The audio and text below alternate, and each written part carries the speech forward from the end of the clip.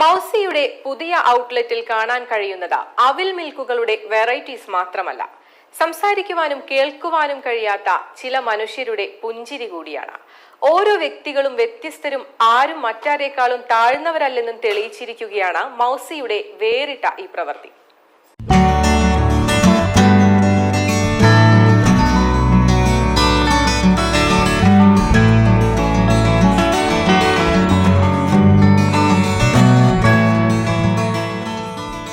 പെരിന്തൽമണ്ണയിലെ ഒറ്റമുറിക്കടയിൽ നിന്നും ആരംഭിച്ച രാജ്യത്തിനകത്തും പുറത്തും ബ്രാൻഡായി മാറിയ മൗസി ബിസിനസ്സിൽ മാത്രമല്ല മുന്നേറുന്നത്.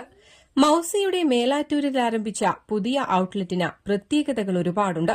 അവിൽ മിൽക്കിനെ ബ്രാൻഡാക്കി മാറ്റിയ മൗസി രുചികരമാർന്ന അവിൽ മിൽക്കുകൾ വിളമ്പുന്നതോടൊപ്പം ഒരു വലിയ സമൂഹത്തിന്റെ പ്രയോജനത്തിനായി പ്രവർത്തിക്കുക കൂടി ചെയ്യുകയാണ്. ഓൾറെഡി മൗസിയിൽ 25ഓളം ഡെഫായ